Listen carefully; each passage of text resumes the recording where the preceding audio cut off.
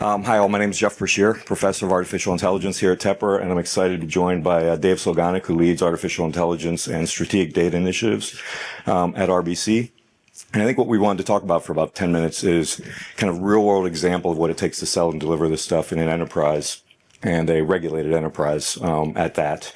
So maybe kick it off a little bit about your background and a little bit about RBC, and we'll jump into AI and agentic AI. Sounds good. So as you had mentioned, I'm David Solganik. I head up artificial intelligence and data strategic initiatives for U.S. wealth management at RBC. RBC is a Canadian-based company. We have a U.S. division. We're actually worldwide, about $55 billion in revenue, about 95,000 employees, in 30 countries or so. Most of my career, 30 years, financial services, spent most of it at Morgan Stanley, building their, what I would call best-in-class capabilities around analytics and data,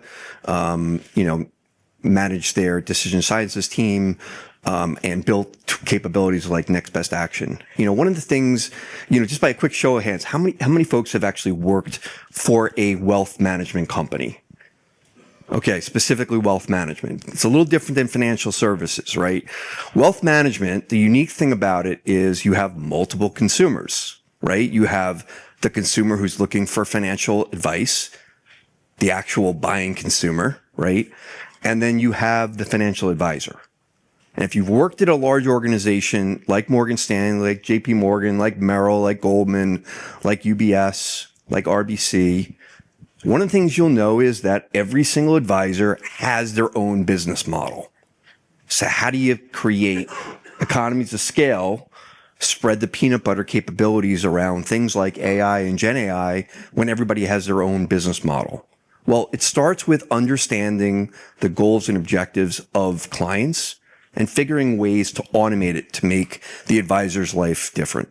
So spent many years of doing that at Morgan Stanley. When I joined about 3 years ago at RBC, the first thing we really wanted to do was what I was kind of call like the mid-level companies like Edward Jones, Raymond James, Stifel.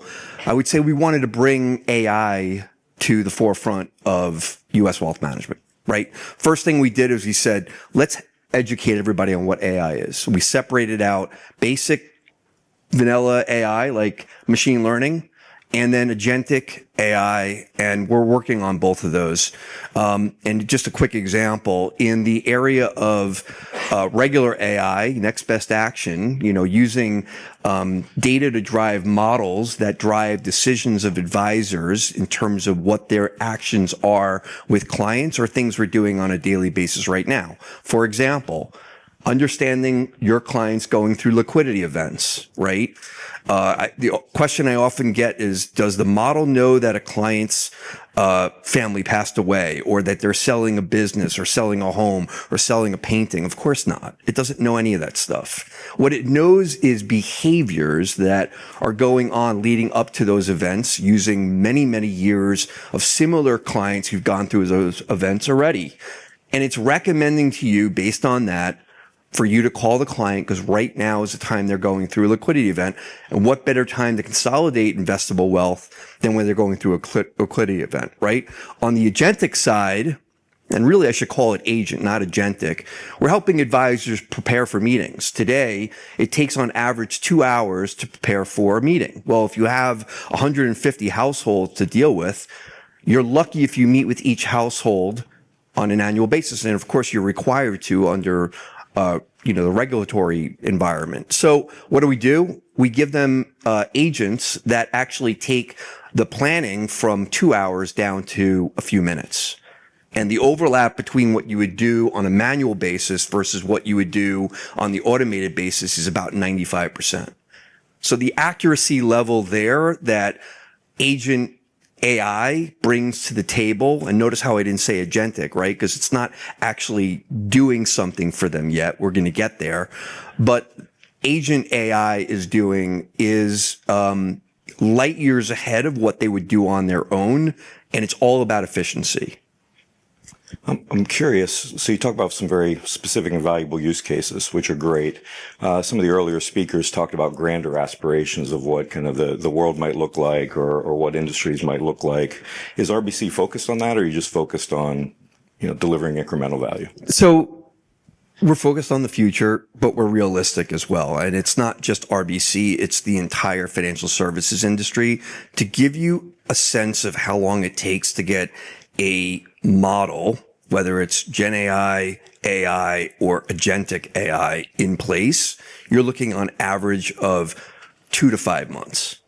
If it's a vendor-based solution, it's probably closer to 5 or 6 months. Why? You got to go through operational architecture, model risk management, third-party vendor supplier risk management, and all those kinds of things. And then you got to go through 3 or 4 committees to get approval. Why? Because the regulatory environment, especially in the US, is so heavily focused on this right now. It is very difficult to get things out there. At the same time, you have advisors saying, wait a second, I've been doing this for 35 years. No system's going to tell me what I already know about my client. They have to think about it differently. We need to change their mind in order to actually get from where we are right now, which is support tools, to actually driving my daily business. And the only way we're going to be able to do that is to help them understand this is not a replacement. This is a facilitator of improvement in your process on your daily basis. And, you may have read recently some articles, Google is working on capabilities to support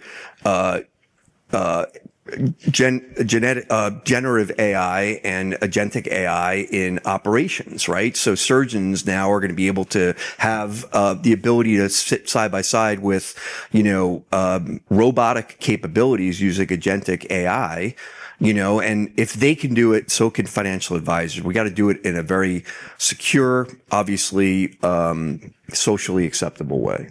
Well, I was actually wondering if you could elaborate on that a little bit more. I found the conversation earlier on trust, fascinating. And I think your whole business is trust, right? Whether it's the ultimate investor's trust in you and the advisor, or even the advisor's trust in you providing them solutions. So maybe beyond, AI won't take your job, what more do you have to do there?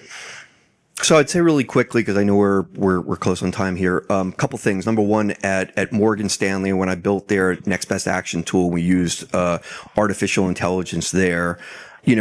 First thing, and that was 8-9 years ago. First thing is, advisors were like, no, I'm not doing this. And it was a carrot stick at Morgan. Here at RBC, their philosophy is a little bit different. It's kind of build it and hopefully they'll use it, right? Because they're a little bit more hands off. That's the culture that they have there. What I would say is that ultimately, at the end of the day, we are training advisors to understand what is and what is not happening. We're not big brothering them. We're not actually going and listening to phone calls, and sitting outside the client's house to see what's happening. We're using data, which has been done for 50 years, right? In AI. That's not new. What is new is being able to couple that with the agentic piece that provides the facilitation to actually get tasks done. Once you can get them comfortable with the basics of, this is not actually big brothering me, it's not doing something that I don't already know, it's just doing it more efficiently, you start to get adoption slowly, 40, 50, 60, 70%, which is where we are in some of these capabilities. And then you start introducing things like pre-meeting prep, post-meeting prep, book of business analysis. And all of these things build up to an agentic experience. And it's a slow adoption curve, but you get there.